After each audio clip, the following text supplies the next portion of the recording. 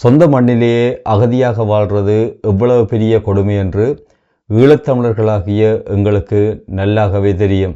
இந்த வலியினை பெரும்பாலும் ஈழத்தமிழர்கள் 1980 ஆண்டுக்கு பிறகு அனுபவித்திருப்பார்கள்.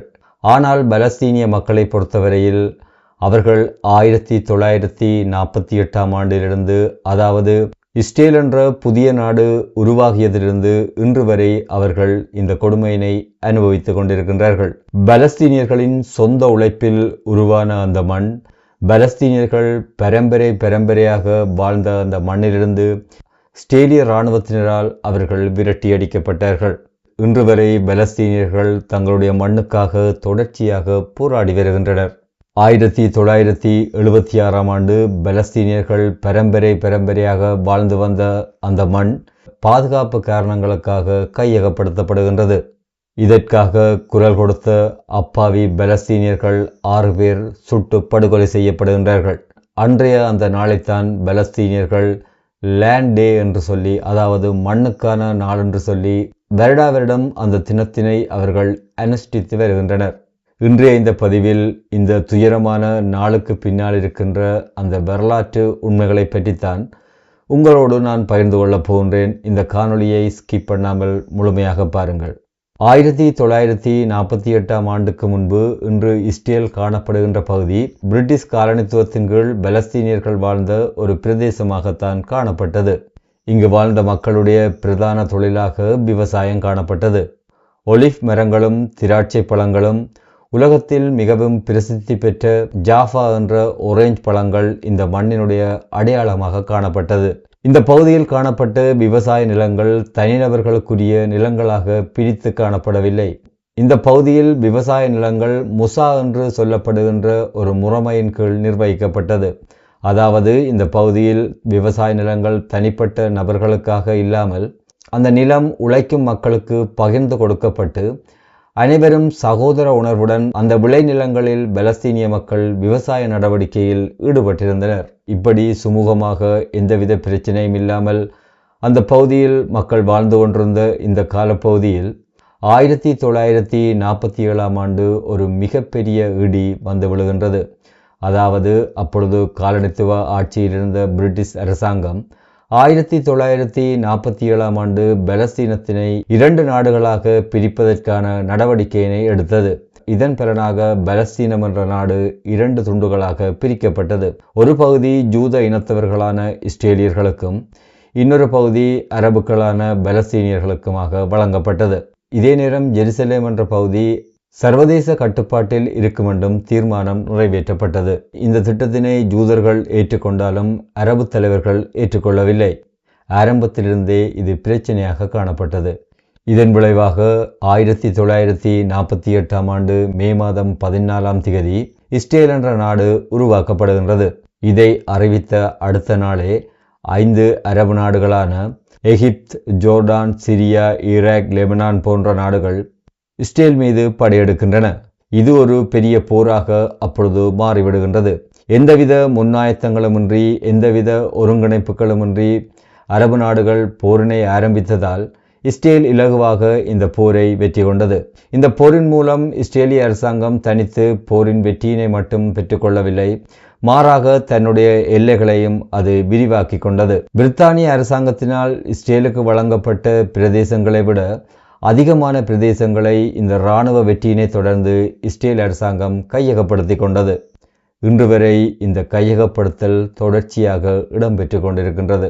இஸ்ரேலுக்கும் அரபுக்களுக்குமான இந்த போரினை தொடர்ந்து கிட்டத்தட்ட 7 லட்சத்துக்கு மேற்பட்ட பலஸ்தீனிய மக்கள் தங்களுடைய சொந்த இடத்தை விட்டு இடம்பெயர்ந்தார்கள். பலஸ்தீனியர்களுக்கு சொந்தமான 400க்கும் மேற்பட்ட கிராமங்கள் அழிக்கப்பட்டன.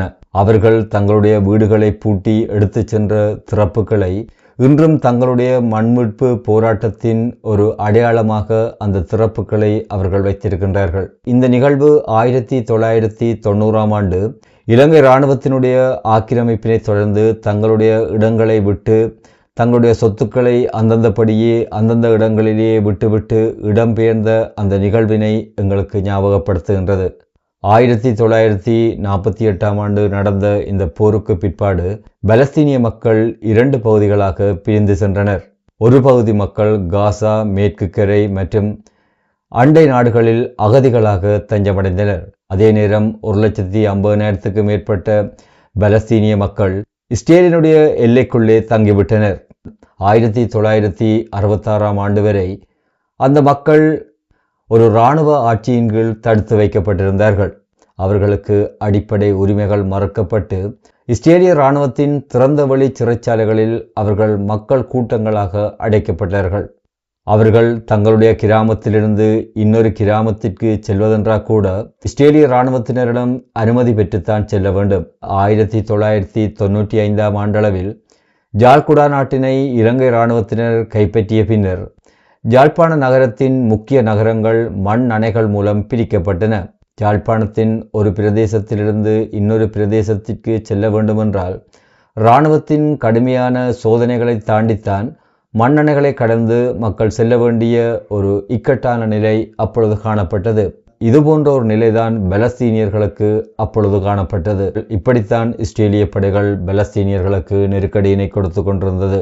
இப்படி தொடர்ச்சியாக இஸ்ரேலியர்களுக்கும் பலஸ்தீனியர்களுக்கும் இடையில் முரண்பாடு கூர்ப்படைந்து கொண்டிருக்கின்ற காலப்பகுதியில் 1976 ஆரம்பத்தில் இஸ்ரேலிய அரசாங்கம் ஏரியா 9 என்ற ஒரு மறைமுக திட்டத்தினை கொண்டு வந்தது. கலீலி பகுதியில் காணப்பட்ட 15,000 ஏக்கர் காணியினை இராணுவ தேவைகளுக்காக இஸ்ரேலிய அரசு கையகப்படுத்துகின்றது என்ற அறிவித்தலை இஸ்ரேலிய அரசாங்கம் அறிவித்திருந்தது. பரம்பரையாக பலஸ்தீனிய மக்கள் இந்த பகுதியில் விவசாய நடவடிக்கைகளில் ஈடுபட்டனர். இந்த நிலைமை திட்டமிட்டு இஸ்ரேலிய அரசாங்கத்தினால் பறிமுதல் செய்யப்பட்டது. இந்த நிலத்துக்குள் நுழைய முயன்ற பலஸ்தீனியர்கள் இஸ்ரேலிய இராணுவத்தினரால் சுட்டு படுகொலை செய்யப்பட்டனர். வெளியே பாதுகாப்பு காரணங்கள் என்று இஸ்ரேல் அரசாங்கம் சொன்னாலும் இதற்கு பின்னால் மறைமுகமாக 3 முக்கியமான காரணங்களை இஸ்ரேலிய அரசாங்கம் வைத்திருந்தது. முதலாவது, பலஸ்தீனியர்களை புவியியல் ரீதியாக துண்டிப்பது.